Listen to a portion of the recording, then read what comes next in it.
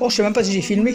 Je sais pas si j'ai filmé. Qui a pris les choses en main dès le départ. Il a pris donc une avance par rapport bien sûr à Sylvain Forêt, le cours de l'AC Bayeux, et Yannick Bouteille également, le cours donc du Vélo Club de Lisieux en troisième position à Montmartin, suivi donc de Julien Froment, les 5 premiers de cette épreuve réservée à la catégorie donc des masters. Et on vous rappelle bien sûr qu'avec toute l'équipe donc de Flamanville Cotentin sur les sites, les réseaux sociaux, les photos, les vidéos en direct de cette magnifique journée. Et actuellement, pour dire tiens, on a de superbes courses avec les masters et les cadets-cadettes.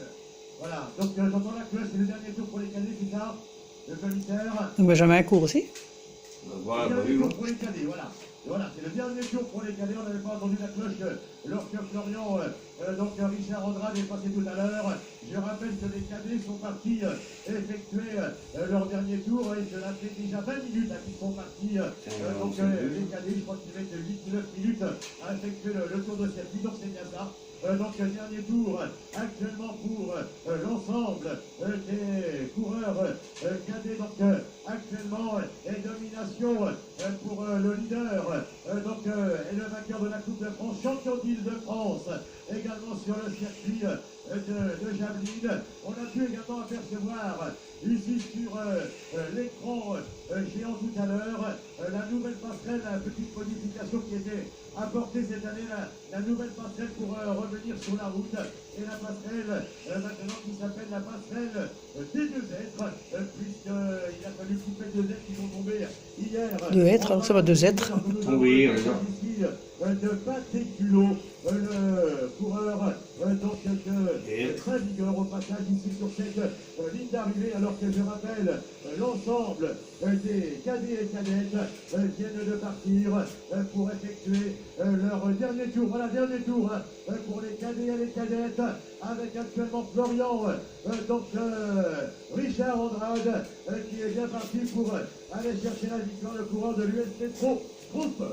Voilà, donc on retrouve bien sûr à la tête de l'épreuve le vainqueur donc de la Coupe de France dans ce tout dernier tour de circuit donc dans la catégorie donc des cadets-cadettes qu'on a vu donc actuellement dominé par le vainqueur de la Coupe de France, champion d'Île-de-France, actuellement donc à l'avant, alors qu'on aperçoit sur l'écran géant la présence de l'excellent coureur donc des Cantons des Pieux avec Gérard Bramoulet actuellement à l'avant, qui est bien parti également, le coureur donc de la Manche devant les coureurs donc du Calvados, avec le coureur donc du Vélo Club donc de Lisieux en 3e position, avec Yannick Bouteiller et Sylvain Forêt en 2e position. Donc Etienne, il restera 2 tours pour les masters, je pense, lorsqu'on va les retrouver sur la ligne d'arrivée dans ce tout dernier tour pour les cadets, emmené par le vainqueur de la Coupe de France cadet. Alors qu'on retrouve sur l'écran géant à la relance, à la sortie des planches qui se passe à Pierre. Ah, je pense que les élites tout à l'heure, les juniors le passeront très certainement les planches à vélo. Donc Gérard Bramoulet qu'on retrouve à la relance actuellement, donc l'ancien champion de France, master qu'on va retrouver dans quelques secondes. Vice. Au niveau du poste de dépannage. Actuellement, donc relance, hein, c'est difficile, et c'est clair, mais lorsqu'on est en tête, je pense qu'on sent bien sûr un petit peu moins donc la douleur. Voilà le dernier tour ici pour Maxime Adam, le jeune coureur cadet, première année de Bribec. Derrière également les demoiselles cadettes viennent de partir également effectuer leur dernier tour. Au passage ici devant le podium de Tendance Ouest, Gérard Bramoulet est dans le peloton des masters et son piston Benjamin court dans l'épreuve donc des cadets. Benjamin donc Bramoulet, donc le garçon également qui collectionne les places d'honneur, 3e à la Nacelle, Colville-sur-Mer, des places de 4 à rue Bercy notamment et à la Ferté-Massé, alors qu'on retrouve l'ami Gégé Laurent ici au passage sur cette ligne d'arrivée.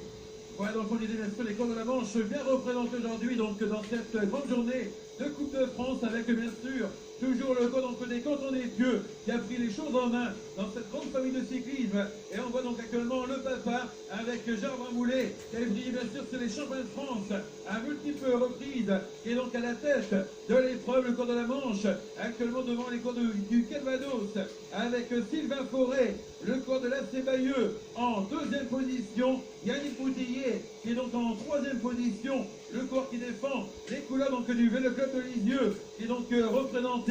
Ensuite on a Arnaud Martin, le coureur donc de l'ES Caen, et en cinquième position, la présence de Julien Froment, l'ancien champion de Normandie des départementaux, l'excellent coureur qui nous vient du département de l'Eure, du côté du Vélo Club d'Évreux, qui est donc en bonne position pour aller faire un top 5 aujourd'hui de cette première épreuve de la journée, et on peut le dire avec un public qui va être de plus en plus nombreux tout au long de la journée, Étienne. Oui, on espère un nombreux public dans cette fin de matinée avec tout à l'heure l'épreuve junior UCI, alors que nous allons retrouver voilà actuellement l'homme de tête, donc Gérard Bramoulet, donc chez les Masters, que nous retrouvons actuellement voilà au passage ici sur la ligne. Donc Gérard Bramoulet, donc numéro 116, qui vient de partir, en seconde position très certainement Sylvain Forêt, le coureur de l'AC Bayeux dans quelques secondes. Voilà, 2 tours de l'arrivée pour vous messieurs. S'ils n'ont pas dit leur dernier mot, le passage actuellement de Yannick Boutillier qui a pris la 2e place. La 3e place maintenant ici pour Sylvain Forêt, le coureur de Bayeux, à une trentaine de secondes à l'écart entre l'homme de tête et donc ses principaux rivaux ne cessent d'augmenter, puisqu'au tour précédent l'écart était seulement d'une quinzaine de secondes. Il reste encore 2 tours pour départager actuellement les 3 hommes de tête. Fait avantage actuellement au vainqueur de l'épreuve de l'Héripose, notamment cette année, l'ancien champion de France, Master, 3e d'un championnat du monde chez les Masters, Gérard Bramoulet, alors que dans quelques secondes, on devrait voir apparaître Arnaud Martin, Julien Froment, mais peut-être avant ça, le coureur de l'US Métro Transport qui va aller chercher la victoire dans quelques secondes. L'arrivée pour Florian d'abord, le passage ici de Julien Froment, et juste derrière donc Patrick, l'arrivée du cadet. Voilà, on peut l'applaudir donc Florent Richard Andrade, donc le vainqueur de la journée, le premier vainqueur, le vainqueur de la Coupe de France, champion de France, le coureur qui défend les couleurs donc de l'US Métro, qui va chercher une belle victoire aujourd'hui à Palmonville, devant tous ses supporters donc venus très nombreux de la région parisienne. Et ensuite on retrouve Tom Benoît, c'est ça, qui va aller chercher la 2e place, je pense, avec un dernier tour, une belle beauté donc pour ses concurrents. Et on peut applaudir tous les coureurs qui franchissent la ligne d'arrivée, avec le coureur donc de la région parisienne également. Et ensuite on retrouve du côté donc du coureur donc du Vélo Club de Saint-Lô-Hébert, avec Quentin Crozon derrière qui va aller chercher une belle place d'honneur. Et également Joris Le Poitvin du Beau qui va aller chercher, je pense, sa 4e place. Etienne. Superbe sprint ici pour Joris Le Poitvin. Je vous donne les temps. Donc 2,18 517, 2,18 686.